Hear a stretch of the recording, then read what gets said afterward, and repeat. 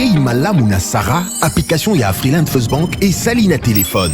Salela misolo na yo na tango nyonso lingi. Na Sarah Banking, ezande bank na chombo na yo. Tinda mbongo na yo na bokengeli nyonso ata ufandi na ndako. Consultez solde na yo, landela ba crédit na yo, sala ba virement bancaire, senga cheke na yo, tope tuna motuna pona kokoso ya lolenge nyonso. Elongo na Sarah Money, biso nyonso tokoti masolo ya bank na chombo na pete nyonso. Afriland First Bank a komiseli biso libenga na ye na téléphone. Ata oza na compte bancaire te, salela mbongo na yo na téléphone na yo na kimia nyonso. Na lisungi ya Sarah Money, okoki kotinda pe kozwa misolo, kosomba crédit na yo ya communication, kofuta mbongo ya biloko sombi, tembe sili. Kende na lombango ko télécharger application na yo Sarah ya Bank Afriland na Google Play to App Store. Pe kimambango na agence Afriland o ezwami pene sika ofandi po ba activele yo Sarah. Sarah, Bank na biso et longo na biso bipai binso. Afriland First Bank, the pack. L'UBC, l'université belgo-congolaise, ouvre ses portes à Kinshasa. L'UBC organise 4 grandes facultés: sciences sociales, économie et gestion, développement communautaire et environnemental, faculté des droits, un terrain de plus de 100 hectares, une télévision moderne, une bibliothèque, une salle d'informatique et un cabinet d'assistance juridique. Et tout cela pour faire de vous des cadres émergents. Avec ses professeurs visiteurs, l'UBC octroie des bourses à ses lauréats. Inscrivez-vous déjà, rue Louosi, numéro 11 à 13, à Kassavogo. Téléphone, plus 243 81 60 00 634. L'UBC, sciences et culture de l'excellence. Très bien. Mbote na bino balandi nyonso ya bosolo na politique officielle na yebite banda tongo boluki biso biango sango azap sango ya lobaki mise kozana tongo kasi sango mise salama tipo na nini batebele ba mituna nazali. Je suis en forme, je ne suis pas malade, mais j'étais empêché par un travail. To sali émission moko na ministre ya finance José Sele Aragouli bokolanda émission wana bozela basilisa ko kangisa yango bokoyoka sango atikali kaka sango lolenge ya mesala kosala mosala totuni mituna pe ya ya noli mituna wana azaki ngai mokote na pesi ndeko Sylvie bongo mbote o azwaki likanisi ya kokota na kati ya likambo wana na pesi pe ndeko nanga Jacques Diko o pe azwaki libakwa kozana biso nesika wana émission leki kitoko na pesi pe ministre ya finance mbote pambate ya ndimi totuna mituna na nyonso ezoloba mapena maitali mbongo a répondre yango ezalaki sans tabou na pesi merci na ye pe na équipe mobimba ya ye bao ba facilitaki bokutani wana bozola na biso na Bumbu, bozola na biso na Mbandaka, bozola na biso na Kikwiti. Naza koya Kikwiti wana, naza koya Kikwiti soki nzamba bateli biso na kozala na Kikwiti bala Kikwiti bokomona sango bosolo na politique tango soto kolekisa quelques heures to mokolo moko likambo ezali te tokoyaka pona musala. Bato boza na Londres, na Belgique, na Allemagne, na Toronto, na Montréal, na Dublin, na Neuchâtel. Bozola na biso pe awa na kati ya mboka mbote na bino. Mokonzi ya mboka azako continuer to azako koba na maetali ba consultation oya alakaki. Ça fera 2 semaines maintenant depuis que ba lancé ba consultation. Bato ebele ba otondimaki te ba okende bango ebele pe ba komi kokende. Moto na moto aso ya na ngonga na ye. Moto muso alingi ba mona ete, moto muso so akani ya koya na ye 2 semaines après bis kinoa pa linganga mingi nzombo le soir. Bato ba continuer koya. Ba réaction ezo tomber de partout.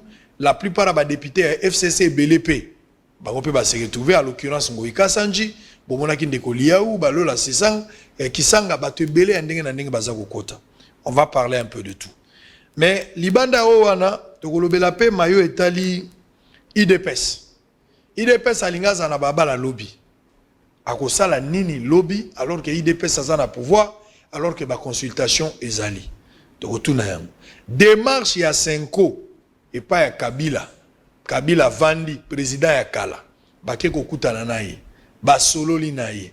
Basolo na Martin Fayulu. Bake kokutana pe na Pepe Ilunga. Bango ba benga bango na français ba protagoniste. Ake kokutana pe na bango. Lolenga kutana kina mokonzi mboka. Démarche wana ezandengeni tokoluka pe toyeba. Kasi koleka o wana nyonso boyoki plainte bache contre Augustin Kabuya.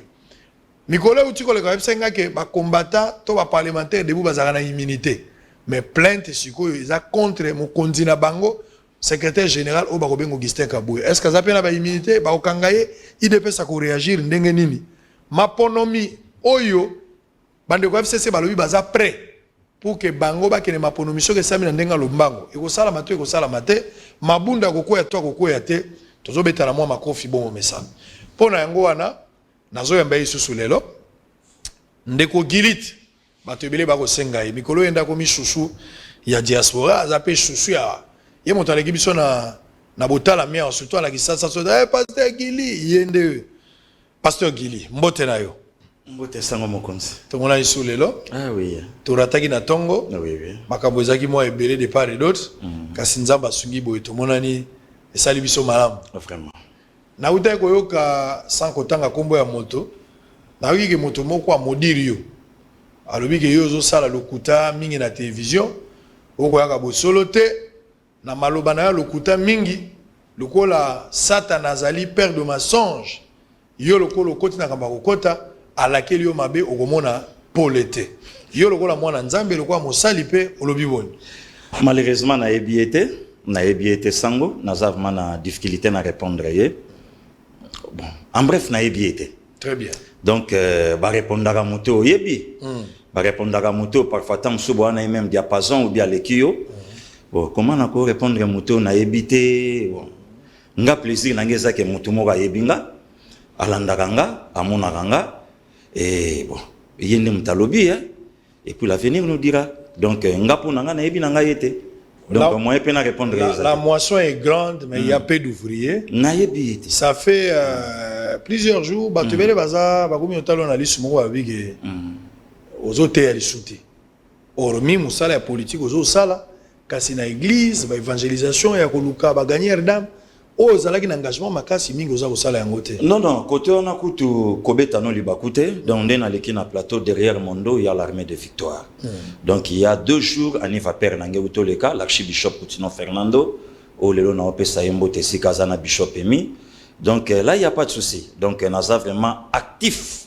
na église nanga et serviteur et nazo profiter aussi na souhaiter ba bon rétablissement na bishop John Mboko ya mama Deline vraiment nzamba batelaye et na collectif ba serviteur nyonso o ba yebike moi na bango alors ceux qui mutumoka leki na média asali plaisanterie na ye et puis lelo sango foye baké là c'est entre nous hein jeunesse o ba lelo yo bazolanda pasegili même na média même na communication au mona mutumo azolo bomone même na ba geste pasegili wanangate mebino mope bo benganga donc quelque part pesa fierté ponanga eza école mobimba non école mobimba incontestable oh les locheni pe fa loba il faut ba yokaye et il faut bouger pe donc eza partout donc j'ai pas le temps il y a kotala de gauche à droite l'importance ponanga eza que autorité morale na ya répondre nga que élection 2030 élection 2032 donc nazana tant kotala si pumbulu na simanangate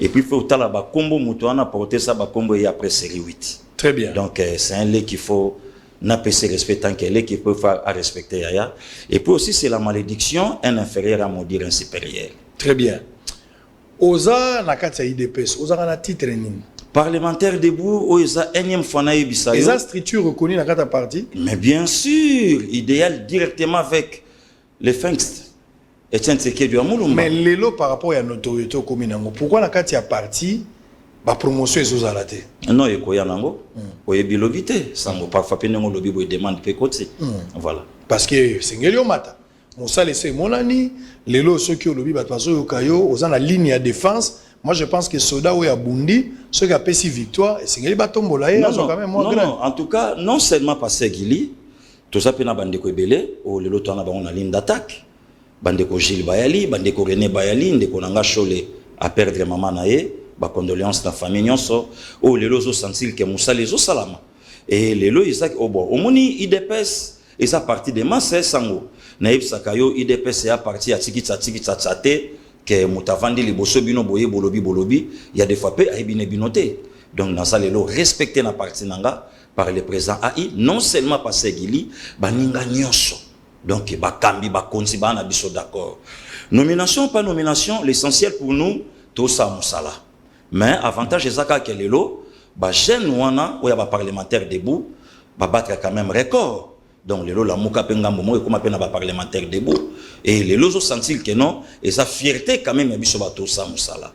Nomination koya pesanango et to sa na biso précédé dans l'essentiel pour nous to sa musala. Et arrive à rappeler oyoki ba parlementaire debout musoso bazo animer lokola yo mais ba pesi information moko ya lokuta liboso à base pele ki yo po yebi que ça information ya lokuta fallait ba lobango boete bosala ka ndenge ni pour la réparer on a base. Non tout ça bateau personne n'est parfait sango même ngamu ko pe na liboso na yo na kolo ba pelo musuta musu yango te to za pe na bateau ba encadrer biso mais respect na pesa chikito mushashino et puis mais respect na kulutu na nga donc tali élément o tamsu ba iner fa recadrer ngai quelle équipe là sona boité té boité et lo kona fo salango boité ba grand frère nanga ba donc abeya alakisa kapengai donc voilà ndeko mo pa ko lobelo ko moko malamu te pona unité pona solidarité akokipe to ko benga ngape ba benganga to réparer to bongisa nous la vie continue. Mais par rapport ya bateau bayuki vous avez créé la désinformation parce que l'autre belé ba répétaka mingo ba accusaka cause la solo to alukuta mais ba accusaka mingo ba parlementaire debout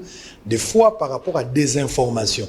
Au moins ndenge zaki na kala siko lelo peut être bazo kozwa mingi te parce que parlementaire debout ya kalizalaki pembeni journal azali ba kotanga journal sur base à journal de bazo kete mais so tali mingi ba parlement debout o ezali la plupart je dis pas tout mais la plupart même à 80% au moins na journal ezala pembeni te que bato ba lo bakaka na munoko alors na kata lo ba munoko mutu po ba yoka ye akoya ko beta kadi yo chamoko pour permettre bato ba ganga biso benga mo formal voilà so kadi yo chane bimi yo penza lokwa na liste no moni que c'est vrai qu'à lobi bato to kumisi meza lokuta c'est vrai que yo koyebisa ye po abongisa mais na bato ba yoki ba quelle information non to réparer ngo so kotala ka même émission na biso na si kotala ka penga ndeko na yo au santa ga tam su likambo moko pe ko yikolobama na ko zongela ngo pe na plateau to bongisi yango mais na préparé pe mais eloko moko est important na IDPS et puis na biso ba parlementaire de Bozanini donc biso to zate que loko la coach moko avanda ka boye na tongo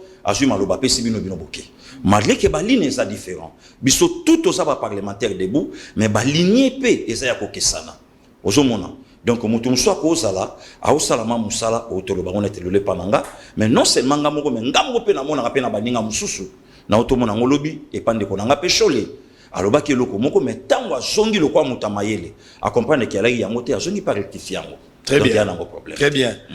Est-ce qu'il arrivera pas que gouvernement ba ministre ya cash au bana gouvernement to présidence de la République où ils a toujours na compte à gouvernement ya bino ba on a besoin d'une information batini bino pe bo meka base botano base nenga o réagir et c'est arrivé la collaboration modèle wana non kotinda c'est trop fort de peur que lobi pe batunsu ba na nga ce que ba lobake ba biloko passer gilia betaka se ba pesa ka na présidence pour ebele pe ba loba bongo oyebi makambu ya Dilka ba chef de l'état tant to bandaki eza par rapport à kotala ba ligne politique au moins na lobaka sango mokonzi to kuta na kate sanga donc le lomu takomi politicien pour moi na passer kili j'ai mal loba non contraire ndo mon individuel qui a lobby na modirier voilà donc ngelo baké azana élève donc souci na yeza akoma lokola aigle de lokola maître donc ba capacité ba biloko wana ezo salake tant mutazo pousse réflexion na ye lobby yo to jape ba journaux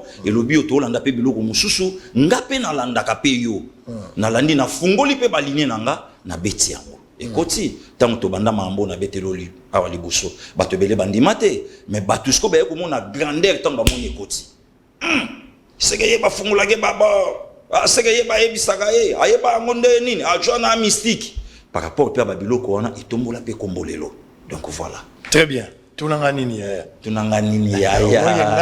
ngasi ko sona zolanda mingi na lugande tunanga nini ya très bien il y a pas de souci nous sommes en direct pasteur Guilier notre invité siko tozo fungo la boîte à Pandore to beta mama kofi muke mais pour mutu akufate et ko salisa mutu mo zolanda biso komaka message place aux ali ceux qui mutune zali komaka message numéro zango la Vodacom hein komaka message nous serons en direct alors on va penser tokota siko pena la kata muzindo pasteur Guilier on va prendre le consultation.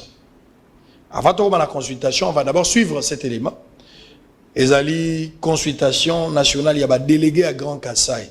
Parce qu'il est reçu et pas chef de l'État à Grand Katanga.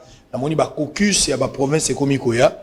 mokonzi mboka pe ayambi bango na kamwe pe Denis Lesi akendaki na moni photo moko ya Denis Lesi yepakei na ebité na kobima na un écran prophétique amoni président ndenge nini na ebité. On va suivre d'abord en image et puis on va se retrouver après consultation nationale. Suivez tout ce qui a été hier bolanda ngotozonga parce que to kota makambo ya IDPS makambo ya consultation to beta nyonso na sens nyonso. À tout à l'heure.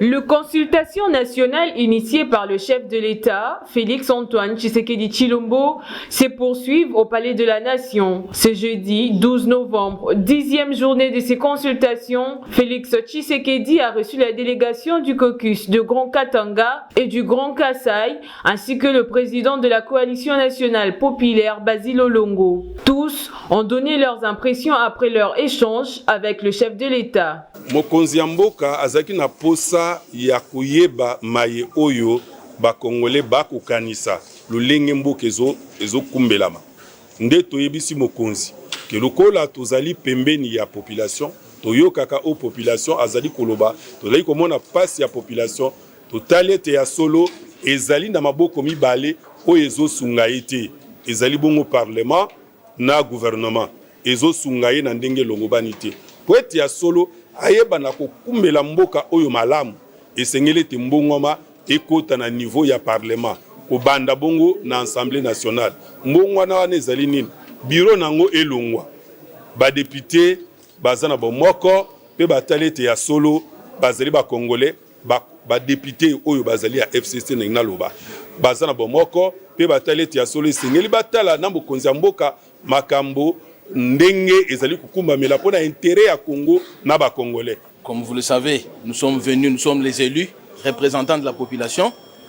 Il était de notre devoir de lui apporter au président de la République les désidérata de notre peuple, de l'espace du Grand Kasaï, notamment en ce qui concerne les infrastructures, l'économie, la sécurité et les aspects politiques. Je crois qu'il y a des mémos que nous lui avons adressés, un mémo global et les mémos sectoriels concernant province par province, donc les 5 provinces de l'espace Grand Kasaï. Vous savez que nous sommes, il faut comprendre, hein, nous sommes venus ici, moi, vous connaissez ma famille politique. Et donc je suis venu, après avoir consulté ma hiérarchie politique, je suis venu dans le cadre du caucus de ma province et de l'espace Grand Kasaï. Nous devons privilégier la paix en tout état de cause, parce que sans la paix, on ne peut pas construire cette grande nation.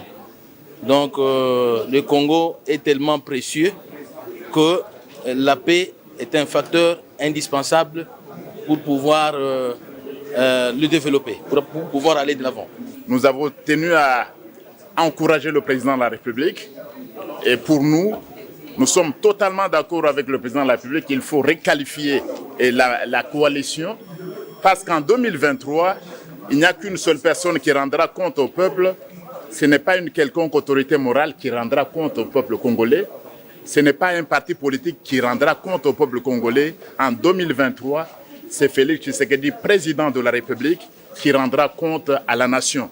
Donc nous avons tenu à le féliciter pour ces consultations et à l'encourager. Nous soutenons fermement l'initiative du président de la République qui est du reste conforme à la Constitution de la République parce que l'article 69 est clair.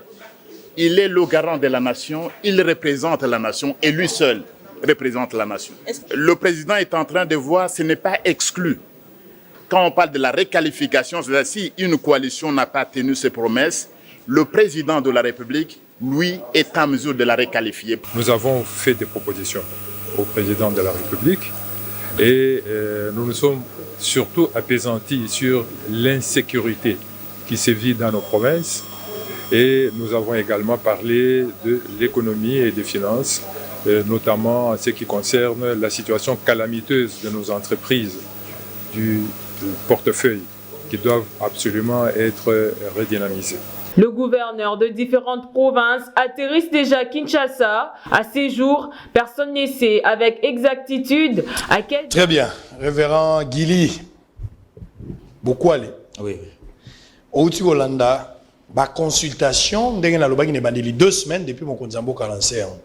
bato ndenge na ndenge otondimaki tokomo mona bango baza koya bien que bazo kota na ba forme ya ba caucus makambo belé finalement ils sont venus na lingi nanu eloka liboso to lobela Basile ndeko Basile azalaka la bino na opposition à l'époque ndeko Basile finalement après élection na ye aponaka quand akenaki na FCC lelo ndeko Basile azuite na élection ndeko Basile azongeli koloba malamu pour na président de la République bato ebele baza ko kamwa yango et puis question musu ezali likambo ya inconstance bato musu balobi il faut totika ko favoriser bondumba ya bato oyo babengi ba politique pour na etamboleli na bango na lobeli ndeko Basile te na lobeli yango d'une manière générale kasi question nanga ezali bino IDPS bokoma na bino blanchisserie ata moto asali mabe soka zongi bozo limbisa ye bozo faciliter bato te pote baza na bomoto na kati ya likambo lelo moni ndeko Basile ako pousser mokonzi mboka na ba décision o lobby atika ki bino na opposition azongili sentiment na bino ezanini. Merci beaucoup ndeko sango mokonzi. D'abord eza IDPS et d'abord eza Congo puisque tant ndeko Basile azongi na IDPS azalaka pe na IDPS azalaka na opposition. Donc et puis eloko moko fo bato baye basikoyo bato ebele baza na FCC par rapport à positionnement pas par rapport à politique nenga lingeli ba la conviction te voilà ba misusu pe bon voilà en tout cas conviction na yesa nango kuna puisque yo mo de jotangi kombo vous pensez aujourd'hui majorité o yesa na FCC ba kango par rapport à Motema vous pensez aujourd'hui moto ya lobaka na biso peuple congolais bato wana bandoki ba satana ancien gouverneur ya province nanga le lovier agumbama a s'inclina le loazakuna. Vous pensez le lo MLC bitumba nyonso ya bundaka aye kisasa le lo 98% MLC bangwana FCC okanisi ya solo bakenda par rapport ya kolinga autorité morale non bakenda par rapport à positionnement ça résout bien on va flatteur mais bien sûr Jean-Pierre Paquet Boloko moi bendana au sentir make batutu nde yango le lo monisango tango ba retraite ya ba fin carrière ya bato mususu et bandi ko salama sko mwana komi sko koyebela donc mutako mosongela sko pona ye donc ngana ala nanga boye yo tangeli nga Basile na tangelo vie lisanga vie nanga bokila lokondo vie azala ministre wa na kan ya Égypte vie accompagner l'équipe nationale abi sous l'impulsion du chef de l'État président de la République atindinga wana Martin Fayulu te vie balongola e boulot et que Makambo changé, Abina Zongeli Martin Fayulu, Yem Tazalaka président et lui. Allez-y comprendre. Et le lo Mutabongo, Azo Senga Sikoyo, dialogue, il y a 3 personnes tripartites. Pour l'année, positionnement. Positionnement. Donc c'est ça. Donc le lotam Ozomona, Muto, un gouverneur, a y une consultation, Azo plaidé pour un secteur où il y a Zala Gouv pendant 12 ans. À salarié. Mais bien sûr. Mais à Yesko Kolelango, le chef de l'État, que secteur. Mais Bozala Kana Moutou pendant 18 ans. Qu'est-ce que vous avez fait avec lui? Donc, les lobatoubache, autorité morale n'est pas bango, puisque autorité morale yemo kwa loba yango, ceux qui n'a 15 personnes seraient fidèles, n'est pas fatam souba idenga na changer Congo. Mais les lois avec 338 députés, entre guillemets majorité, oh les lois sont na koulou tout moko boya telemi pe na kingakati. Alobi majorité na biso ekomi ya kolula partout et puis bato ba olinga ba somba yango ba yebisa biso montant o ba ko somba mais kulu to na fa yebisa bato ye po ba débaucher ba somba ina combien ye po ba débaucher ya koma place o ya komi ba somba ina na combien kulu to nkombo ezanga oh bon yo bosani na yebita te sénat ko sénat nazo yebate te sénat oh atelema lobako ba image eza outrage te président Sénat a téléma ba image yali abi lelo batu pe ba komi ko envier est-ce que batu ya boye peuple asa na bango d'accord non pourquoi otamboli chokomine sika ozolinga ola kisaba est-ce que ça faiblesse ya population te ba politique inconstant ba politique bazotambola pona ba intérêt na bango mais à chaque fois so ba revenir na population azozo bango azolimbisa bango pe azobetela bango maboko la population ne sanctionne pas ce genre là ndeko sango tozokoma na biloko wana tozokoma nango pour comprendre lelo ke batu misusu lelo na mboka na biso bakoloba te. Pourquoi bakolo bate? Bayi politique ebele bazo boya mokonza mboka a bouger pour na mutu na ye ayebi que peuple en peut sanga souvoiter. Est-ce que peuple a yebinga na ko ya vers peuple ndingini pour ngana sola na yenga gili que peuple pianga voix nga mais ça mobulu donc yango mo lelo mutu so lobi so mo konzamboka simbi parlement biso mobulu. Est-ce que moi nous nzanga ko lo bango rien. Le lot a l'accès confiance na yeke na ça honorable et que peuple me taper sanga voix même atana kina a oza voix na ye a oza voix so batu ya ndenge wana baza ebele au lieu maintenant to aider la nation biso skoto kangami na individu olandi awa déjà gouverneur a lobiango atale lo comme sénateur pour bato nyon soit 18 ans bakimi skoyo pour soko meki immunité ne sana nzoto olandi ye moko gouverneur a lobiango avant naya na consulter na nos familles politiques nanga na tout aye na conviction te mais ke ba pesango wana ko lo ba pelo mususu mais na kati pe kuna tamsu pa beta pe maka mususu ke mo konzeli mbisanga makambo to eleka na yo ebikaka wana nde yo lobi oh mais ko ipe kusala très bien. OK Nalingi tozwa dossier ya UDPS mokonzi ya mboka président de la République garant ya bon fonctionnement de l'institution azo poursuivre alobaki na biso consultation kozwa une semaine mais toke na 2 semaines parce que réalité za mosusu c'est ça na charge ya bato azozwa ekoki kozala prolonger de ce côté là il y a pas reproché au chef de l'État UDPS alingabi na balabala pour na raison nini non pas IDPS a juka likama on a bimi liboso mais souci ce qu'il y a pour motiver peuple na ko soutenir les chefs de l'État na consultation oyo puisque ozoka déjà minokezolo ba ma par-ci par là non kuna consultation mais côté au dialogue ozoyo kango déjà ndeko sango de 60 tu 2020 60 ans le Congo a connu au moins une affaire à 54 dialogues oyo et simbaka de donc moko toye baraté ce que simbato simbate oya senko toye baraté et simbato simbate et ce qui sabiso ka bongo dialogue à table ronde na kozwa CNS moké oui vandisa banzoko pa isora l'union sacrée papa boum et même biso na le 24 avril 90 comprenez mon émotion et même biso maman na 91 à le CNS à Fongwami après ba pillage à septembre 91 na 93 entre bon moi et Koya. Voilà. Donc, si koyo tangu babilo kone bandiko salama, l'UDPS tant que parti des masses a compris qu'il faut tout soutenir mon konzamboka, puisque ce n'est pas facile. 18 ans, tu as consultation, mais tu as dialogue, et puis tu as concertation. Il y a un monde qui belé comme ça, la moto. Donc, consultation, mais au moins dialogue. Maintenant, ce que l'UDPS tant atali, na ba Congolais, oyo lelo bazo soutenir initiative oyo. Babilo bitorobi mananzela. Tokende totika memo na biso tola kisa mokonza mboka et puis tola kisa bapaya que toza d'accord na consultation où ils apprenaient par le président de la République. Ce qui est raison ya bobimela yango. Moi je pense que consultation mokonza mboka nde alansaki yango. Ezotambola pe malamu. Consultation est un problème te. Bozo linga bobima na raison ko soutenir consultation pasteur Gili.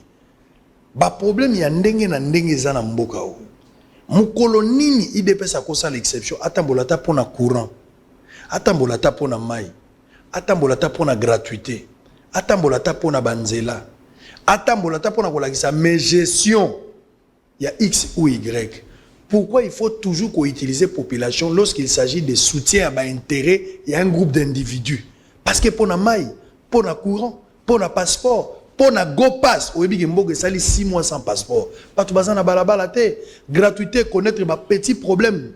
Awana ibandeli parce que Basango ou X groupe va poser problème. Il n'y a pas une initiative. L'IDPS n'a jamais soutenu. Pourquoi vous voulez à chaque fois utiliser la population le rôle à Bakiti?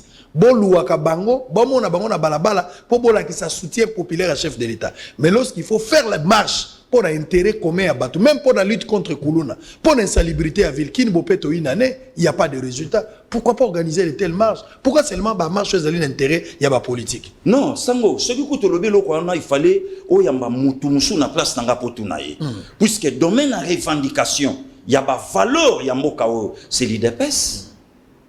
Kobanda depuis maréchal Mobutu ngana yeba parti le kola IDPS. Ndeko Sango, est-ce que batu yebi likambo 5000 ya gorille? Batu ba yebi yango? L'argent lancé par le président de la République na 92 Mokomboso. Et Mobutu azumbongo wana a fouti yango ba militaire yo siko civil boya mbongo o soldat zo somba. IDPS a dit mananzela. Aloba non. Obosani yango, lelo likambo ya marche ya ba chrétien catholique le 16 février 92 c'était qui? N'est-ce pas IDPS? To dépasser babiloko yo nyonso et salami na mboka oyo. Lelo quel est ce parti? Oh lelo même na Congo akoko tombola musapia lobake asala eloko oyo IDPS asalate. Non, IDPS abundi babitumbe belé. Pour na olaksa quand même ba valeur ya bamboka oyo. Partout, c'est IDPS. Donc, il y a que non pour soutenir le président de la République, mais pour soutenir même la valeur, il y a un parti, monsieur Zatin. La rétambolité, IDPS a dit quel est l'intérêt de la marche à soutenir alors que la consultation est malade?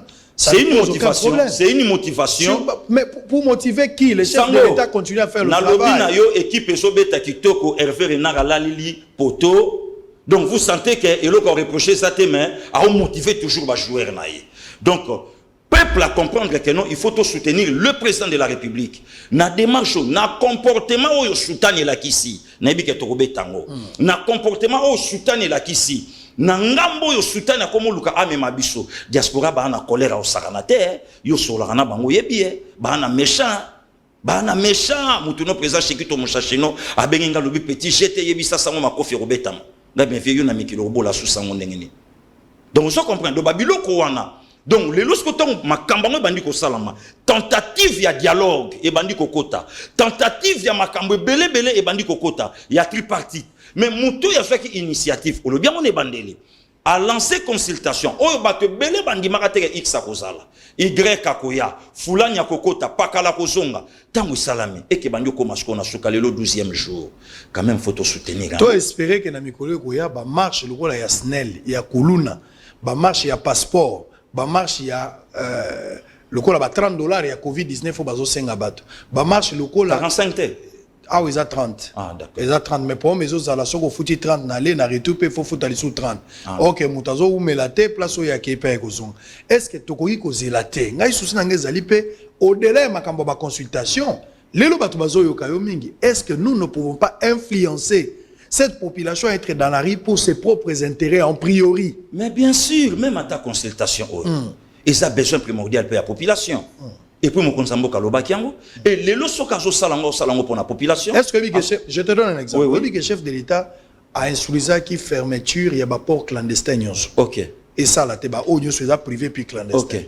Si siko ba port wana ba respecter yango to yebi yango to betango olobi nangai awa la marche wana non olobi nanga ke oyambaki muta finance te parce que babiloko wana ebetama na réunion ya conseil des ministres babiloko yo nyonso ememi consultation ba makambo yo sango na anticiper ngo peka mbala moko puisque déjà donc so penga balo babiloko tout ememi lelo consultation yango yo. Comment voulez-vous bino bozolinga muto bozana ye na accord à respecter accord mais bino bozo respecter ba ordre donné par yété le chef de l'État garant de la nation alobi ba port illégaux nyonso ezala bloqué mais non ozo sensi ba tout ba bendani skoyo na kana bango na famille politique na bango et ça la maté pona nini intérêt individu babord na yeko takakuna calmement ofélé. Comment voulez-vous ndeko sango bozana coalition na moto président assemblée azo beta ba arme non conventionnelle wana problème té une prétend être un juriste o yasa yangote wana problème té mais ceux qui sont les o yanga beti non ba parlementaire debout ba finga katro wana ba arme. Comment voulez-vous bosser une coalition na moto? Président Sénat a l'équipe Mbangu a lobby a violé la constitution, il faut tout picolayer. Mais na soukanango respect accord, le monsieur ne respecte pas les accords. Mais comment voulez-vous bosser un accord na moto? Likambu ya gratuité yomoko yebi o lobby angwao. Et ça la maboye non, et ça qui déjà être laissé par Joseph Kabila. Mais pourquoi pas likambu ya teni les loba militaires bango moko lobby ozalaki? Basali point de presse ya koloba na une année va changer ba tenir des fois na ba kalbarase na kamwaki mais pourquoi pas les loba topé ba l'équipe ba loba bi non il s'agit déjà initiative laissée par l'autorité morale. Là c'est quel accord? C'est comme au Konzambo kalobi non na la ces consultation ngai faut na imposer maintenant système de jeunes na terrain n'est comme pas problème mais oui le col a déjà babilo comme monsieur ça marche ou pas marche consultation et produire ya malamu et permettre au peuple congolais à vivre sikoyo bien na katamboka na ye na muto bango moko ba pesa qui est 1625 jours, c'est ça. Pasteur Guy. Oui papa. est-ce qu'il existe vrai accord penza entre Fachi ou bien Cash na FCC? Est-ce qu'accord est là? Oui. Il y a un accord. Oui. Le contenu accord, bino boye barango to bino pe boye bien ngote. Accord le bien entre FCC et Cash. Na Cash signé par le président AI Jean-Marc Kaboun que j'ai sali là où il est. Na FCC signé par le coordonnateur Némi Mouilania. Accord Oyo et Yebani Yangowana. Travaillons ensemble. Binobo soit 35%, Bisopeto soit 65%, tout travailler. Accord Yangowana. Ndeko Sango na mema bandeko musika. Le chef de l'État a outa Abuja l'année passée. Tant bandeko nanga bere rouge baleka. Torobi misa. Mon Wana magie azano libanda. Ouais. Mon Konsamboka, le président de la République, il n'y a pas un accord signé entre moi et Joseph Kabila. Exact. Tolali tolamuki. Bisoku tu nenge to banda ko yokela. Ce qui président qui kotala libulu a père na ye nan selende ba obongisa bongisa. Akeki ngakati. Ah, yefe makeki ngakati. Akeki ngakati. Toyeba accord signé na kingakati. To comme accord signé na GLM. Et accord signé na papier moko. Donc sango ka nga na komi na pesio. Oh yo komi. On reconnaître là où on a déficit. Rien. On est saté. Ce qui est encore bizarre. Le lot totali na kati accord oyebimi ya butu to yebite to moni présence il y a 3 chefs d'état oyo moko a chama kolona eka awa le 24 janvier jour après sa son serment. Égypte a chama kolote, ya Afrique du Sud banda komi pena chama kolorate. D'ailleurs yo moko za d'accord nanga même l'ambassade na bango et réagir. Tant batanga ba komba batu na bango lobami l'ambassade na bango lobi ke ba président na bango parce que nous ko chama kolo awate. Sango tokende plus loin. Accord on a et signement le 8 janvier. Va promulguer le président de la République la nuit du 10 au 11 janvier. Bon, ce qui accord Rwanda et Zalaka, n'a même on a conditionnel, c'est que l'FCC et leur autorité morale, ils ont vite compris que tu raté pouvoir, c'est que Félix agit. Bon, ok. On doit maintenant coopérer na président Oyaye. Là, c'est connu partout. Président Oyaye qui a pouvoir, Azalaka censé Asolola na président Oya Tikeli Ebonga. Mon cher Otika yandi non maison blanche ya la kaboye, ngana chaki boye, ngana salaki boye, ngana jonse. Luana, il y a pas de problème.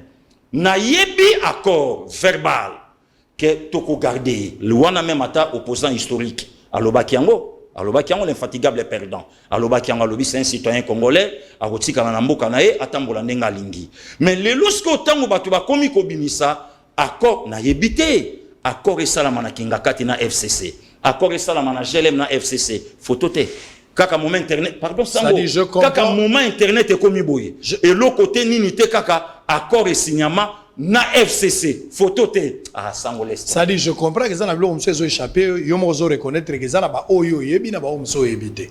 Et ça na ba koro yo yebi FCC cash, mais accord ya batomi balé, c'est-à-dire le président en exercice lelo, na président oyo azali ya kolongwa président kala honoré Joseph Kabila, accord zo lié ba balé wana yo yebité. Non non exacté. Na minute to ça. Batikala ko za accord ba balé. Na lobby accord papa. Yo kasko accord yango sandengini.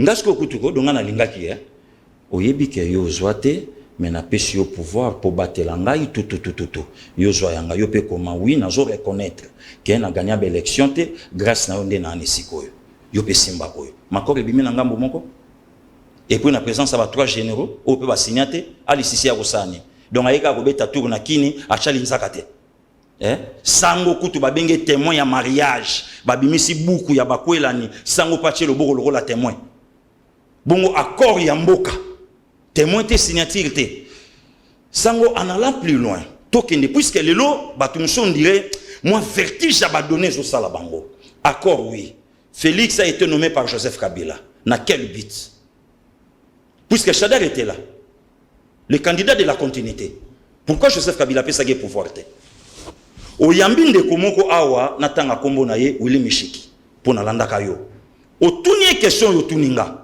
Willy Mishiki a bengi le chef de l'État receleur. Donc, il y a un loko ya batu ya moyibi. Nga na fandi na nga na pale. Wana fi na nga dokta yele mam ta yebisinga. Sango bengi nga na fete pa na ye. Malgré que na ya kite. Na ye na fete pa sango, na dame, na meli. Sango ipsi so lobi pa segili, fete nga na dépenser $1000. Oh, sango. Ka dumar na muto ampio de $1000. Mais na kobo ya ndenge nini mutayibi makambutu esaye. Nangi siko nga na lobanini. Élection mutu abongisaki yango Seni Joseph Kabila, cour Joseph Kabila, président Joseph Kabila. Sikoyo Seni alobi ke Félix le président de la République, cour a confirmé yango. Oyambaki ndeko mona plateau na lobby nyonso faut ça la respecter na constitution, pourquoi puisque constitution abongisa tout. Mais obosane ko tuna ndeko wana. Lokola yo lobby que constitution abongisa makambo nyonso, mais constitution loba ke cour nde mutu a lancé définitivement ba élection. Est-ce que tango cour a lancé ki yango bino bondima yango? Pour le lobby que consultation eza libanda. Mais est-ce que tango cour a lancé ki bino bondima? Le loyo tango zolo baba biloko likambo ya sorti ya crise ya bino, c'est dans la constitution ou pas? Voilà. Pasteur Gili. Pardon. Tango otunaki ndeko Willy Mishiki. Sko yo tuna ndeko wana. Ndeko sango ozo yamba ndeko moko mikolo yo Barnabé awa. Azo sala pe ba tour trop na télé na ebité. Oyo ozoboya ko affronter. Ozoboya. Sango toyebani. Oui, na yebi ke toyebani. Na lobi na yo ke toyebani soko tuniye. Yo benga nga pasteur ya benga nga prophète. Soko tuniye. Aoyebi soke oaza prophète. Mozoboya ko silisi en direct ozoboya. Na lingai na yebisa yo pourquoi puisque lelo tango batunsu ba oloba batebele ba comprendre te. Olandi confrère na bino tanga lobi le président de la République a débloqué au moins une affaire il y a 8 millions de dollars au lelo ba pesi na député moko 7000. Tango ndeko wana beti ba biloko wana bolandi ete. Mais lobi tango ba kobenga yo mona na moyi busango mokonzi wana balandi mutu na bango.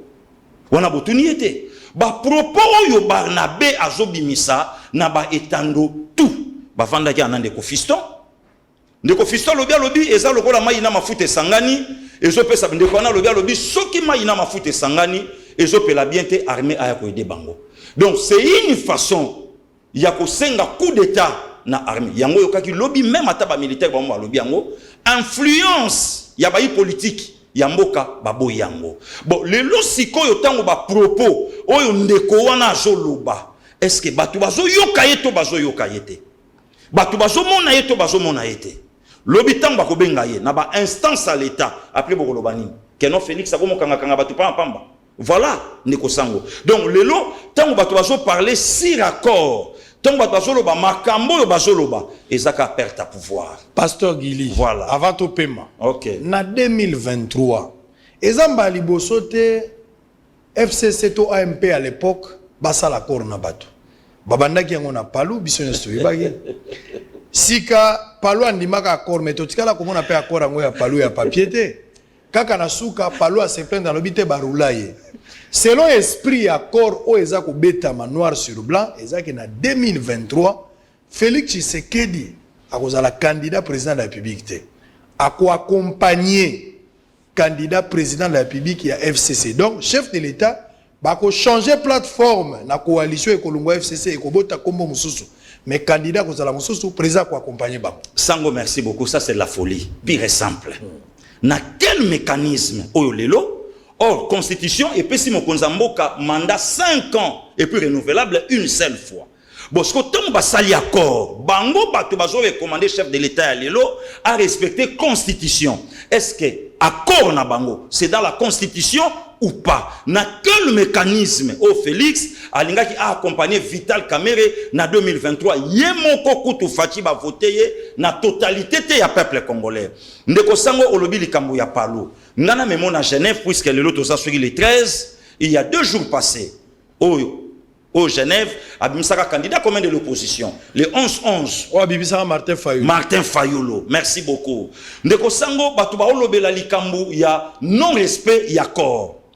To vandanga na yo frère Martin ya na litoyi ayebisa frère na ye Félix au église na Philadelphie frère vote ngai ngape na vote yo aulayi ele kanango na sina betali solango na plateau na yo bavanda na Genève sango mokonzi. Quel est ce leader à la Mouka à respecter accord à Genève? Martin Fayulu a été reçu na consort na yo Paulette Kimuntu na tangi kombo na puisque ba vidéo ebima. Martin Zala clair ya kolobango toko kende na élection T avec machine à voter.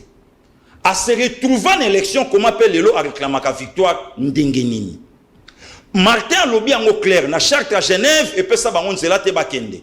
Mais Martin lobi une fois élu président de la République dans 2 ans n'a qu'à organiser l'élection. Il a respecté la constitution ou non? ndeko sango tolongwe Genève toye Nairobi.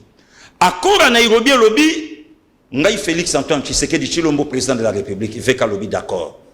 Ngai Vital Kamerhe premier ministre facha lobby d'accord. Mais les deux individus babosani pour ozo primature, il faut bozo majorité. Pourquoi? Puisque Congo a vivre dans un régime semi-présidentiel. Ndeko sango bozana musala ya kolakisa biso. Au lieu il y a des fois to vanda ba débat, où il y a l'équipe lobby, il y a l'équipe lobby bozama na travail. Ba gagner l'élection, moninga bimi président, primature ekoyi. Mais pourquoi pas na Vital Kamerhe akokaka coacher moi na mai na yaya. Malgré déjà majorité qui est de l'autre côté, mais na poids politique na yo to négocier na bato na ngana bimata vice-premier ministre.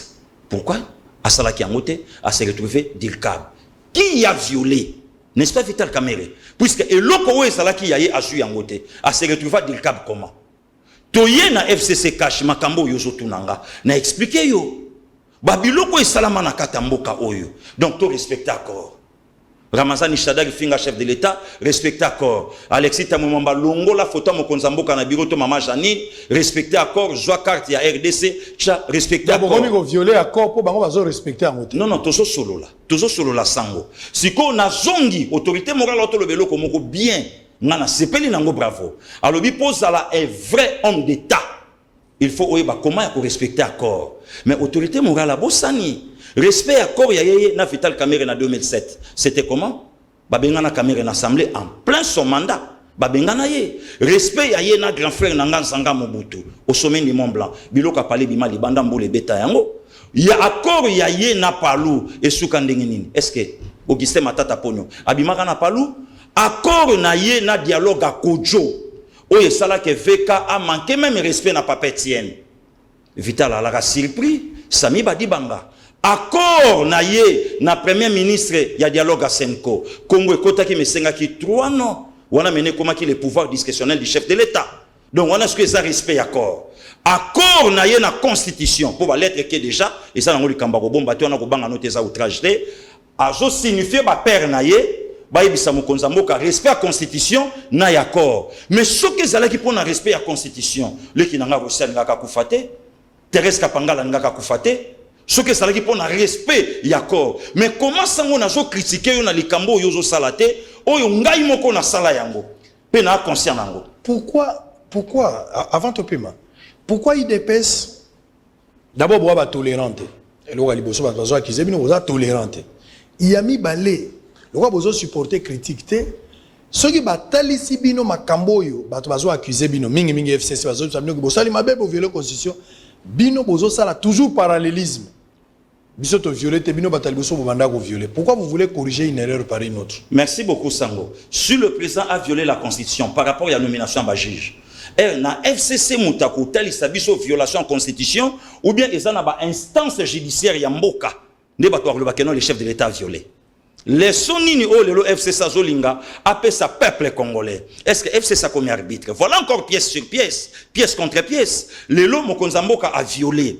Est-ce que le loba instance ya république ezate o le loba zan habilité ya kobenga mokonzamboka mais le lozo mona chantage mais le losko yotuna ba instance wana ba monito ba yebite voilà nde sika siko tozo talisa bango nga notamment pasteur Guli y compris pe na ba collègue nanga nde tozo talisa siko yo bango soki yango nomination ya cour o eza inviolable par Ramazani Shadari, il y a gouverneur à Katanga, où le cours a réhabilité, mais le gouverneur était piétiné ici pendant 8 mois. C'était quoi? Voilà encore Koussango. Très bien. Ok. On va évoluer. On va prendre un élément important. Réaction sur les dépassements budgétaires de la présidence. Dossier en web, bêtiment maquillé le bina boutou. La ligne quand même tolanda yango. Boyo kande ba réaction. Ils allaient péter en tozongawa. Tomega rotuna moi mituna ebele simalikambwana. Toza ko koba tozali en direct. Merci na bandeko bazo koba ko komela biso numéro de téléphone ezawa na komela biso. Totikali au moins na quelque chose de 20 minutes avant de terminer. TVza Radio, t'es en image et puis on se retrouve après. Le dépassement budgétaire à la présidence de la République en 2019 relevé par le ministre des Finances José Sélé Alagouli à l'Assemblée nationale divise la classe politique, surtout en cette période de crise au sein de la coalition FCC Cash. Si pour les uns ce dépassement est justifiable, les autres s'y opposent. C'est le cas du député national Fofo Kondi, élu du PPRD dans le Haut-Katanga, qui juge inacceptable la reddition de comptes présentée par le ministre des Finances, qui selon lui protège la présidence de la République. Malgré cela, José Sélé Alagouli est payé en monnaie des singes par Augustin Kabouya, secrétaire général de l'UDPS, sur cette question. Il y a un dépassement terrible. Je prends seulement un exemple au niveau de la présidence. Des chiffres qu'on vient de nous donner par l'État congolais à travers le ministère des Finances. Je vous donne quelques chiffres. Pour le cabinet seulement de la présidence, pour le fonctionnement, il y a un dépassement de 1146%. Et quand j'ai suivi M. Kabouya, un irresponsable, il est en train de vouloir envoyer à l'Holocauste le ministre des Finances qui vient de sauver les détournements en mettant dans des comptes fourre-tout. Il n'a pas mis à nu les dépenses qui sont effectuées à la présidence. Pour sa part, le député national honoraire John Kolela, cadre de l'Union pour la démocratie et le progrès social UDPS, justifie ces dépassements par le fait qu'en 2018, l'Assemblée nationale avait voté un budget qui ne tenait pas compte de tout ce qui s'est réalisé en 2019. Déjà en février, tango makonzi ya mboka ya sika akomi, akuti déjà budget wana ezalaki déjà dépensé à plus de 80%. Donc Félix na 2019 atikalaki na 20% ya kosalela. Mokonzi ya kala salela ki yango na ndenge nini. Po abima ki bokonzi na ye, il fallait azwa ba indemnité de sortie na ye. Ba indemnité wana ezalaki na budget wana te. Ezalaki hors budget parce que biso tango to salaki budget to prévoyait ki te ki mokonzi akokende, il faut to futa mbongo na ye. Ezalaki ba dépenses contraignantes mais qui ne se trouvaient pas au budget. Yango ezo justifier dépassement wana salami. Donc mokonzi yamboka aza clean maboko na etikali kaka pembe.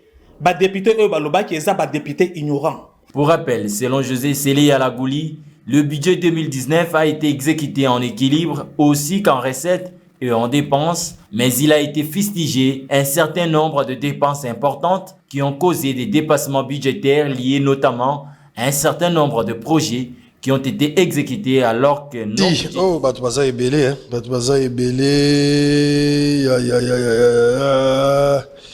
Très bien, merci Nabatoyo.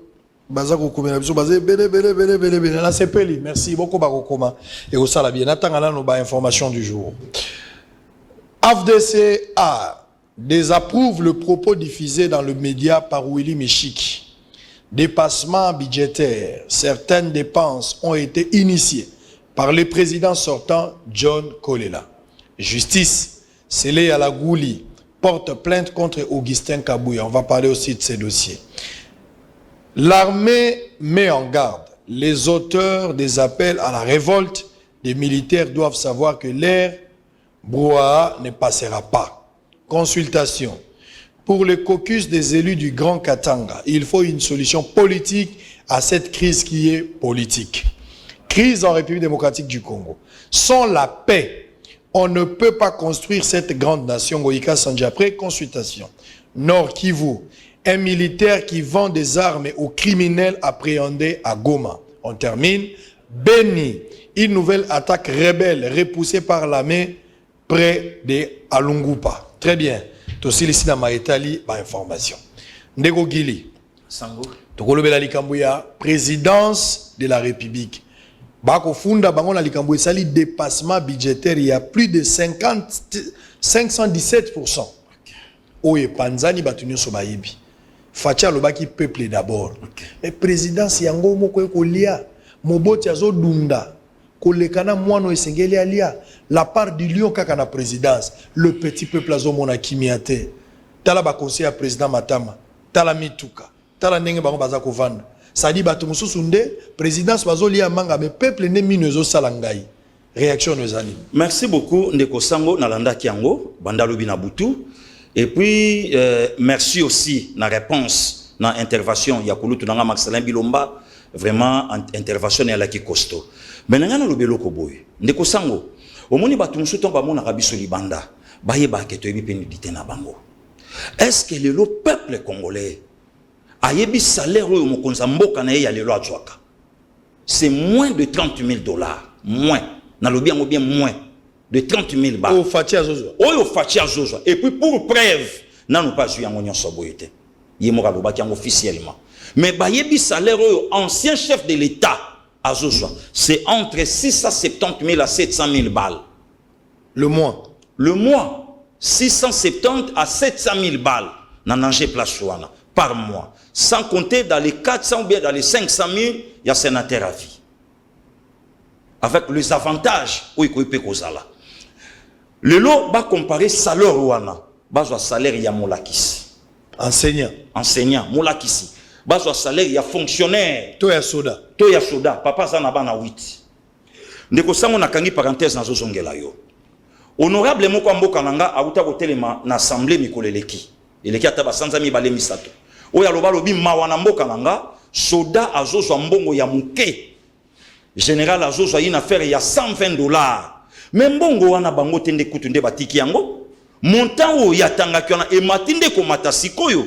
Mais lobi soda lobi mbala ya liboso nazwa teni mbala mibale na mbula na lobi nango teni mbala mibale na bandeko oyo babimi na pension bakeipe na lomeya na bango à part ba policier bazozwa tenu te tilelo depuis 2014 et salaka kututé mais na FRDC côté seke na la police bientôt kalate mbala liboso bosko yotuna tangu honorable wana lobaki pourquoi pas yebisaki autorité morale na ye mbongo ozozo sa mingi tokata boy tozongisa na république pour permettre la république ezonga ndeko sango est-ce que batona ba ebite ke biso pito amayele salaire autorité morale eza bichatisé na banque na présidence donc présidence a calculé ka nyonso ya bimisaka zwa ba conseiller na ye zwa batu na ye zwa bureau na ye zwa cabinet na ye toti kaye to ya na sénat to soit numéro 1 sénat puis to soit cabinet nyonso toti ka sénat to kende kuna na primature to lo na primature to ya na assemblée combien o ezobima est-ce que le lot temps bato basolo beloko wana baso tenir compte nangote mais bato yo ba vota eloko wana lelo bangwana na parlement yangwa moni lelo nga passé gili nazo benda déjà ba député FCC Matoyi ya koyebisa bango que autorité morale ne le calcule pas bangonde batunde ba calculer puisque député mon côté ya FCC asana fortune azoé qu'on se le dise hein asana ngote maman mon côté ya FCC asana fortune ya dada ezate donc engelo bake bato yo bazolia bango bafandi na chambre bino bato bokomela supu ta musuku to bokofembola sani pour preuve mère alobi yango moto ya fembola na sani ya mobali na ngate atombola musapi do babiloko wana sko babiloko nyonso wana ndeko l'état ebine yango ke eza nango régime alelote eza tio nyonso zomona lelo eza ba consultation ezobima po babiloko wana katana. Très bien, voilà. Pasteur Guili, ministre Yalagouli Sele, a porté plainte contre Augustin Kabouya pour n'avoir propos moko maladroit ou à tenir naïgana. Quand même, IDP c'est un état de droit. Ok. Pourquoi vous menacez un ministre en fonction? Merci beaucoup, Ndeko Sango. Na sepeli na motuna wana. Engela ksalelo ke état de droit koti na mboko ya solo. Engela ke démocratie que le ministre ya FCC à reconnaître justice à quelque funda. Nazuba, excusez, nazuba propos wana na chango à côté. Au chango à côté pourquoi? Nazo songelango. Ouais ouais. Nazuba propos président assemblée atena pour na chef de l'État. Il prétend d'être un juriste, or azayangote, c'est une insulte. Engela ksake a olaksabiso ka maele nzoka maelete. Nazuba propos Daniel Soki na wej na parlement année passée en avril. Où il y a traitant mon konzamboka de l'inconscient. Nazwa ba makambo oyo elobami lelo na autorité morale ba odieux eza nango outrage te sango oyo alobi en ce stade oyo biso to komi nango lelo naza directement pour interpeller ba président de la République oyo ya komeli ba arranger situation ou ba yebsa le chef de l'État en place à respecter constitution na accord sinon te ba biloko ekosala manamboko ekosala incalculable.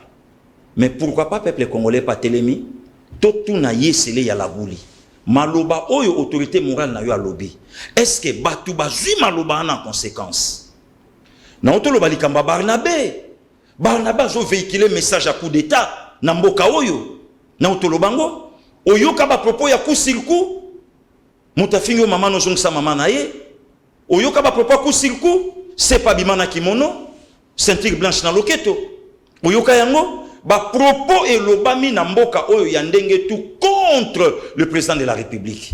Oyoka plainte, c'est ça l'état de droit. Mais le col la siko au ministre de Finance atteindre justice a aidé biso maintenant au fond la boîte à Pandore. Il ne peut pas déposer plainte dans le massacre Salaman à siège naïe la nuit du 16 au 17 septembre 2016. On a perdu Misananga Bouquin. Et permettre le lot toye bapé Mutaboma Thérèse Kapangala.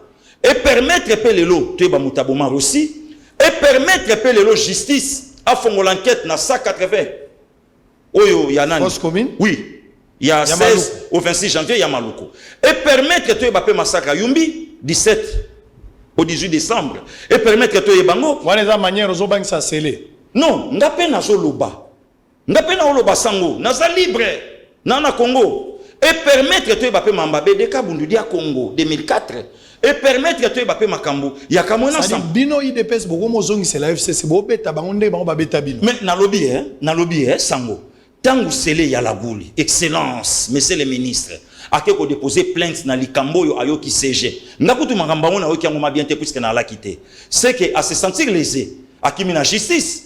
Oyo justice ya bango etikala ko kanga mutute justice na bango kanga bio mindonga la vie nanga et puis justice na bango et kanga kulutu nanga Frank Diongo et puis justice na bango et kanga ya nanga Jekoko Mulumba Gérard mais le loyo abandi pe causer ko funda CG c'est que démocratie c'est bon mais siko total ape makambo eleka donc bomana yo batu na siège calciné si quelqu'un ya pembe ya bana batu papier tienne na bompaka nyonso maya monsieur Zotanga et le kaka bongo pour accord. Donc, et les caca bongo pour accord. Pour accord. Hein? Sango Mokonzi, 200 millions de dollars américains chez Camille. Et les caca pour accord. Pour accord, le lot est remplacé Bible. On doit respecter l'accord. Mais tandis que Bango Moko Batikala jamais qu'on respecter accord entre Bango. Nazwaka ka peut perdre na FCC.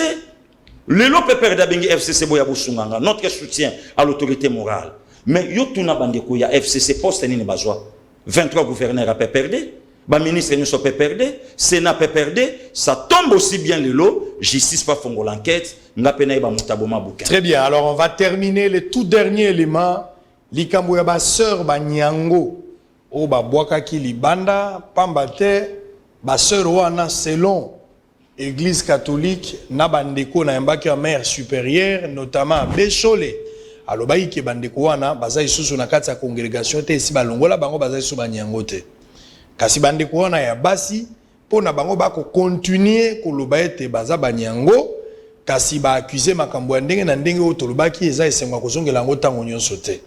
Présidence de la République a se saisir na dossier banyango wana sika bo bazali penza na maboko ya conseillère oyo ya chef de l'État talami na makambo esali makambo ya violence sexuelle po makambo ya harcèlement sexuel ekotaki na kati état de droit akosa musana nango. Jean-Lycée Boussa akendaki na secours ya baseur akeko solwana bango koyoka bango ko réconforter moral kokende kolendisa bango ke preuve bozo le kaoyo ezali po moko facilité na moni pe batabukila lokondo ebele ya Équateur bako se mobiliser pour la kopesa bandeko basi wana maboko kasi botala ndenge Jean-Lycée Boussa oyo azali ministre ya commerce extérieur atikala ki indifférente amoni ke basi balali libanda bazangi esika kolala mbule beteli bango na mbok na nzoto ya akei kopesa bango lobiko ake kopesa bango makasi ake kokabola na bango lipa po Bible lobi oyaki kotala ngai tango nazaki na pasi olelaki na ngai pe tango nazaki na pasi suivant en image toza kozonga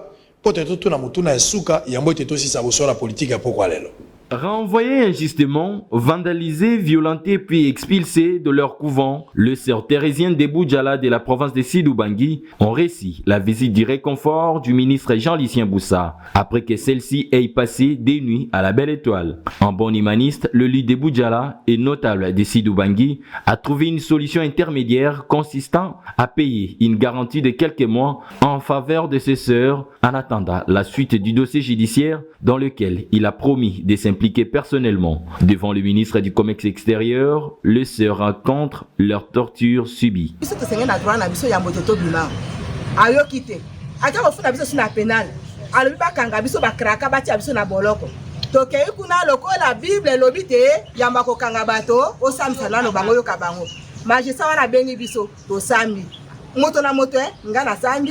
Abengi ma sœur Marie-Louise alobi aye ko sala confrontation to lobi liboso na confrontation mandista wana azoni misaka motu ti lelo boye mabisa wana komo na ye mokelenge apesi biso suite te ba ministre tala suite ezate tolobi sa suite bakangi pe biso te biso bango bakangi biso te tozaka na foti mbe tozali leo na makala bakangi biso te sa suite totiki wana totuni bango ke ndenge nini tozala dossier na cour na penal papa to bana kosamba susu alobi bosamba to ebite merci to ebi pe na biso te to kosamba ka rapport to ekosamba na bakolo esamisela na pagano to koli bana mike bama biso basamba te me biso to bandi kosamba kwa na Monseigneur Philibert Tembu ne sambelelu ya bapagano azomeme biso to ke to lobi makambo nyonso to yebisi eboy papa to kobima na ndako te. Jean-Lucien Boussa est le premier notable et élu d'ici d'Ubangi à avoir apporté son assistance et visite des réconforts aux Sœurs Thérésiennes. Très bien, Motuna Yasuka. Consultation et Zago Salama et Kobina Suka, tant que ce poste de Robanda et Gosila, tant que ce poste de Banate, et Zay Logo et Banaki, mais tant que Gosila, pour le quoi, Batobagomi Goyape, moi et Billy, Zobendagama Mola, et tant que ce Fayulu Akoya, tant que ce Kabila Koya, tant que ce Bande comme ça, Baete, Namoni de Gozakari, Pe Akena note, Batobongo Nabongo Bakogipe Kokota. Kasimotuna Ezali. Basango Batiki Félix Tshisekedi président Simakozala consulté. Lingomba na bango bakei pe kokuta na Kabila. Bakutani na Pepe Ilunkamba pe bakutani susu na Ndeko Fayulu. Tina ezali obe kimia. Lolenge na bango akotambola bato ebele bamoni yango malamu, mingi pe bamoni yango malamu te. Bino bozweli yango boni. Ndeko Sango, merci beaucoup na motuna wana. Nzamba zwa lokumu lobi to suka na yango. Mais na lobi na yo ke mupete Senko akomo sa soni na mboka oyo. Olobi Senko akomi ko sala soni na mboka oyo. Na nini? Na tsongeli su Senko akomi ko sala soni. Sikana nini? Lelo yo tangu Senko alobi ke tozo sala ba démarche ya koluka kimia. Ndeko Sango mokonzi. Tangu Senko bande ko yebisa tata mokonzi wa ekolo akabwana na Ndeko Kabila na 2019. Akanisa kike elinga koleka na boboto bondeko. Oyambaki mupe awe pana yo. Ayebisu ya lobi sango kotambola kana ba rimer te. Nalandaki yeti. Nalandaki pe yo. Kotambola kana rimer te po rimer eza solo te. Mais yo tuna bedonancien chole. Tango cardinal Ambongo atelemaka na TV5. Po lobake Martin Fayulu mtalonga kama ponomi. Alobango sur quelle base? Alobi la kia mona nini? Alobi Senko nde mutalaki na ba point nyonso.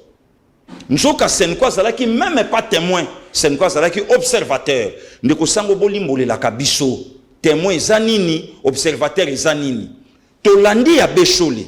A Beshole, pesa biso maponomi o bino bozana ngabite, biso to aleka na 40%, mais na 40% yango Félix Ntabande ko chapeauté. Olandango. Bon, ce qui na 40% o yabino Senko et que Félix Ntabande y komene. Fayulu akoma na 60 comment et pas na bino. Cardinal Ambongo mutaloba yango. Cardinal Ambongo accueilli plus loin. Alobi aujourd'hui le mal c'est Kabila. Mais tozo senga na mokonza mboka a s'émanciper. Aloba yango. Bon, lelo tango démarche bandiko salama. Bango ba bandiko kima koluka kimia. Po kimia ekokota te na nini po eze loko yo mutu nyonso asengaka yango. Ye mupalobaka yango Fayulu atamboli nango biso moko base toloba yango mokonza mboka ye moko ayebi yango pe aloba yango lelo skotango piste ya solution e bandi ko tambola chole lelo Kabila komi malamu epa na ye utembi lelo Kabila komi malamu epa na ye Ambongo lelo Kabila komi malamu epa na ye mais le mal c'est Kabila hein tozana prison ya ciel ouverte et bime pa basango Thérèse Kapangala kufa wapi Cardinal Ambongo gangi alobi balakanga Egypte ti lelo na zoate. Mais tango azo senga balaka Egypte mokonza ekola pesi Egypte. Eleki même pas sanza FC Satindeli Egypte. Ndakutu nakanisa ke mupe akoboya. Po peuple azana nzala. Mais mupe azu Egypte ya mokonza mboka, azu pe na Egypte autorité morale. Plus de 50 000 balles, plus de 50 000 balles. Kimi ezalaka te tango wana? Lelo yo tango démarche yo nyonso Senko. Abandisko koluka kosala. Azoluka abomba manasima lisanga bonganga te. Hein? Ke tripartite. Awa Fatia Vanda, awa Kabila, awa Martin Fayulu. Yango te o yazoluka. Bosko makambo Senko lobake pa mokonza mboka. Na makambo mokonza mboka lobake pa Senko. Yango Senko akeko yebisa Kabila be Senko akeko luka nini. sango na lobino to sali 54 dialogues de kakamonte simba lelo senko azoluka akotsa biso na likambo ya 3e fois te ya papa Léon Lobich kengo wadondo que peuple zaïrois azozela Etienne Tshisekedi wa Mulumba mosengo cardinal à l'époque archevêque ya vila Kisangani aye na 3e fois proposition pour papa kengo abima yango te lelo oyo mu pasoluka. Bon, le lorsque tango akei kokutana Kabila na tuni yo. Po Kabila ko malamu. Le lo tango le docteur Denis Mukwege. O ya lobi yango du tout o ya zape parmi bato ba pesaka Fayulu moi poids. Mais le lo tango lobi yango lobi, il faut rupture et salama. Nous avons un président o maboko na ye na ne koti na bosotote. Qui s'attendait na ba propos ya bongo na docteur Denis Mukwege? Qui parce que démarche c'est nous quoi sala nazolo banon c'est de la sorcellerie pure et simple puisque abbé Cholé parfois peut passer oyo ndeko sangwa monaka parfois peut passer oyo le passer Guilia monaka pour atanga motoki na ye na plateau avec tous les risques possibles na ajo pona zomo eloko na liana bokola libota parfois ye pa ebina yango te mo paswa ye de 17 ans tilelo azo bokola ye donc charge wana nyonso peuple azomona ya azomona na ngote yango ngai peuple na sangisi na diaspora oyo pianga charge na Mukongo les chouchous tolobi non na démarche nyonso o senko azoluka azongisa ndeko Kabila eza lisoloti Kabila bitumba na Félix Kabila zoni atabaku Félix pe muninga mbala zo beta yo boye Kabila ku Félix na muninga mbala obeto boye ale Félix abalola na mabele kaka bato yo to bande ko seka Félix tamba obeta ye kaka biso siko to bandi ko yate bitumbe sila bo bandeko ndelo ko senko lukasala. Très bien, voilà. Miss Cécile. Pas de souci, Miss Cécile. Non, il y a pas de souci. Non, non, en tout cas, nangai na yebisa. Lobi na balabala. Non, lobi na balabala obligé, voilà. Donc nangai na yebisa peuple congolais. Non seulement yakin, et si ka nyonso bazolandanga na bolomba mabela père. Et si ka tout bazolandanga, lobi chata uniforme likolo, chemise à pembe, t-shirt, moi chapeau, ceux qui étaient moi qui tambala, tobi mato soutenir consultation lancée par le président de la République. Biso bande kwa koto ba kitambo ba bandal na yoki mokonzi nanga lobi raconte na biso eza na chibango. Bande kwa kote kuna tutututu na yoki changer to kotambola ka to eti parler du peuple to tiki memo na biso to panzaye na biso. Longonia na papa Silvano Kasongo na ebike asala ga musani na kimia lobi eza nango ya ibe bate lobi eza ka ide pesa bimene na nzela na peuple congolais to sa musala na biso pour lelo politico Félix abandi komema na mboko yo e bandi ko pesa mo espoir na peuple. Misa ya poko alelo e sili plus blanc que la neige lavé par le sang to iba elo kwa motote to simba mbongo pe ya batote politique pe to okota te na yebi ke boko betaka libaku azaka moto FCC azaka moto IDPS azaka moto alamuka tango boko luka esika nazali esengo nanga ko yebete boko bunga wana nde kimia na mosalo toza kosala loba malamu pona Congo kanisa malamu pona Congo pe sala malamu pona Congo. Les riches ont leur passé, les pauvres aussi ont leur avenir. Mbokoyo nzambe nde apesi biso yango toza na deux sortes ba congolais eza na ba congolais musu bazolia soka tondi azomona guerre banda po bango esi balambaki mais za na congolais musu soka lia azotuna est-ce que pas ba kanku pe balambaki tolingi ba congolais ya modèle wana kimia na mabota na bino tokokuta na lundi pour le même travail et le même plaisir. Bye bye. Bouyei malamu na Sarah, application ya Afriland First Bank et sali na téléphone. Salela misolo na yo na tango nyonso lingi. Na Sarah Banking, ezande bank na chombo na yo. Tinda mbongo na yo na bokengeli nyonso ata ofandi na ndako. Consultez solde na yo, landela ba crédit na yo, sala ba virement bancaire, senga cheke na yo, topé tuna motuna pona kokoso ya lolenge nyonso. Elongo na Sarah Money, biso nyonso tokoti masolo ya bank na chombo na pete nyonso. Afriland First Bank a komiseli biso libenga na ye na téléphone. Ata oza na compte bancaire te, salela mbongo na yo na téléphone na yo na kimia nyonso. Na lisungi ya Sarah Money, okoki kotinda pe kozwa misolo, kosomba crédit na yo ya communication, kofuta mbongo ya biloko sombi, tembe sili. Kende na lombango ko télécharger application na yo Sarah ya Bank Afriland na Google Play to App Store. Pe kimambango na agence Afriland o ezwami pene sika ofandi po ba activele yo Sarah. Sarah, Bank na biso et longo na biso bipai binso. Afriland First Bank, the pack. L'UBC, l'université belgo-congolaise, ouvre ses portes à Kinshasa. L'UBC organise 4 grandes facultés. Sciences sociales, économie et gestion, développement communautaire et environnemental, faculté des droits, un terrain de plus de 100 hectares, une télévision moderne, une bibliothèque, une salle d'informatique, un cabinet d'assistance juridique. Et tout cela pour faire de vous des cadres émergents. Avec ses professeurs visiteurs, l'UBC octroie des bourses à ses lauréats. Inscrivez-vous déjà, rue Louosi, numéro 11 à 13, à Kassavogo. Téléphone, plus 243 81 60 00 634. L'UBC, sciences et culture de l'excellence.